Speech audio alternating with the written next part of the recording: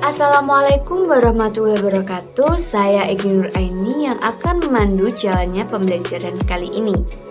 Bagaimana kabar teman-teman? Saya harap teman-teman dalam keadaan siap menerima pembelajaran. Sebelum kita memulai pembelajaran, marilah kita berdoa sesuai agama dan kepercayaan masing-masing. Berdoa dimulai. Berdoa selesai. Cerita untuk mengekspresikan diri, mengembangkan imajinasi, salah satunya adalah novel. Pada kesempatan kali ini, kita akan belajar menganalisis isi dan kebahasaan novel. Novel merupakan cerita fiksi panjang yang memuat rangkaian kehidupan seseorang dan orang-orang di sekelilingnya dengan menonjolkan watak dan perilaku dari tokoh. Lalu kita akan mempelajari unsur intrinsik dari novel. Apa saja unsur intrinsik dari novel? Unsur intrinsik novel ada 5, yakni tokoh, alur, latar, sudut pandang, dan tema. Mari kita bahas satu persatu. Yang pertama ada tokoh. Tokoh adalah para pelaku yang ada dalam cerita. Penokohan adalah teknik atau cara-cara pelaku ditampilkan. Ada 2 cara pelaku ditampilkan, yakni secara analitik dan secara dramatik. Secara analitik, tokoh ditampilkan secara langsung.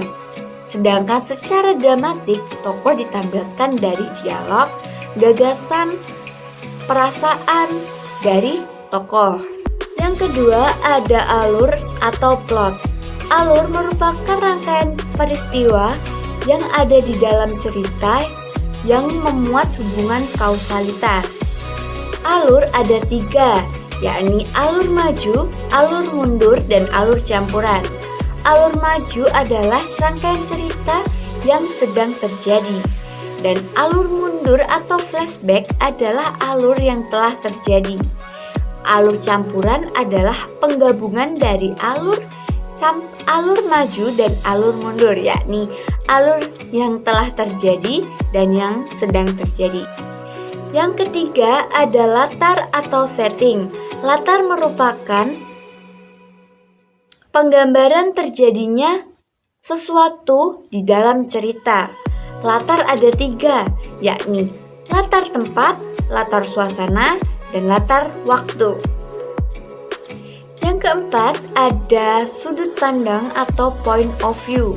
Sudut pandang adalah cara menempatkan diri pengarang dalam berbagai peristiwa yang ada di dalam cerita. Sudut pandang ada 4, yakni sudut pandang orang pertama sebagai pelaku utama, sudut pandang orang pertama sebagai pelaku sampingan, sudut pandang orang ketiga sebagai serba tahu, dan sudut pandang orang ketiga sebagai pengamat. Yang kelima ada tema. Tema merupakan pokok utama yang disampaikan dalam cerita. Selanjutnya kita akan mempelajari unsur kebahasaan novel.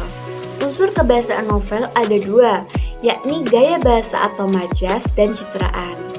Mari kita bahas satu persatu.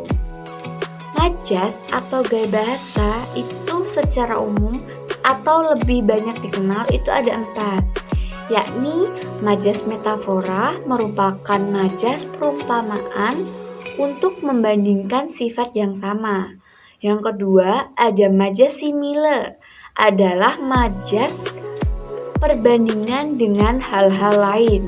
Yang ketiga ada majas personifikasi, yakni majas yang menggambarkan benda mati seolah hidup layaknya manusia. Yang keempat ada majas hiperbola, yakni majas yang melebih-lebihkan sesuatu. Selanjutnya kita akan mempelajari citraan. Citraan merupakan unsur batin yang membangun novel. Nah, unsur batin ini secara umum kita dapat mengetahuinya, yakni ada 5 ya, unsur penglihatan, pendengaran, penciuman, perasa, dan gerak.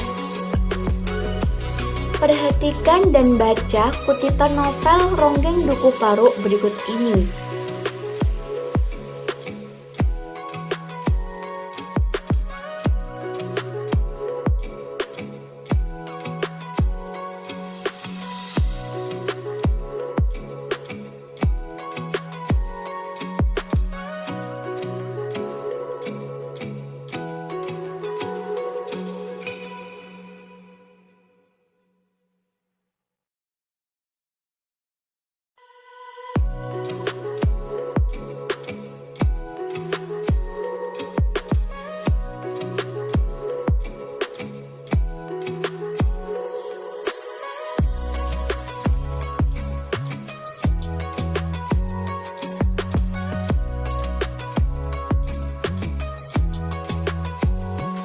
Atau teman-teman bisa membuka pada buku teks bahasa Indonesia halaman 121 sampai 124.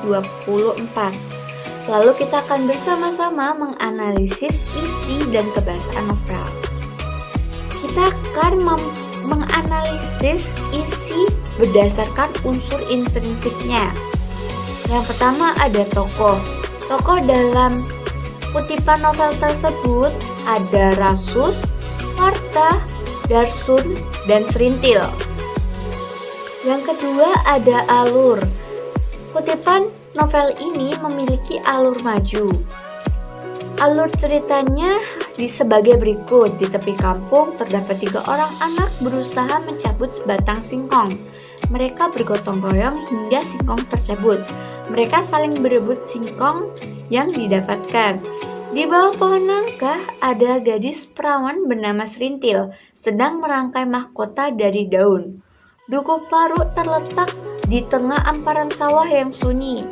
Dukuh Paruk itu sedang dilanda kemarau. Meski sunyi, Dukuh Paruk itu ada kehidupan manusia. Yang ketiga ada latar atau setting. Latar tempat diantaranya ada di tepi kampung, di bawah pohon nangka, di tengah amparan sawah, dan lain sebagainya. Lalu latar suasananya bersusah payah, terengah-engah, hampir putus asa, sorak-sorai, dan sunyi. Latar waktu yakni tenggelamnya matahari yang berarti adalah senja, dan pelita yang berarti malam hari. Tema pada kutipan novel ini yakni kehidupan warga Dukuh Paruk. Selanjutnya kita akan menganalisis unsur kebahasaan dari kutipan novel tersebut. Yang pertama kita akan membahas tentang majas atau gaya bahasa. Majas pertama yang kita temukan adalah majas hiperbola, yakni mengalahkan cengkraman, lalu ditolak bumi, tanah merekah, dan bulan yang lonjong. Selanjutnya ada majas simile, yakni seandainya. Yang selanjutnya ada majas personifikasi, ada gumpalan rumput kering menggelinding, dinanti oleh kelawar dan kalong, dan ketiak daun kelapa atau kuncup daun pisang. Yang kedua ada citraan, yakni ada citraan penglihatan berupa 3 orang anak laki-laki, akar ketela yang terpendam, berpandangan, urat-urat kecil hanya sebesar jari, dan melihat kambing-kambing. Yang selanjutnya ada citraan perasa, yakni asinnya tanah. Selanjutnya citraan peraba, mengusap punggung tangan masing-masing dan membersihkan mulutnya dengan punggung lengan. Baik, itu saja yang dapat saya sampaikan. Semoga apa yang ada dalam video ini bisa bermanfaat bagi teman-teman. Mari saya tutup pembelajaran ini dengan mengucapkan Alhamdulillahirobbilalamin. Wassalamualaikum warahmatullahi wabarakatuh.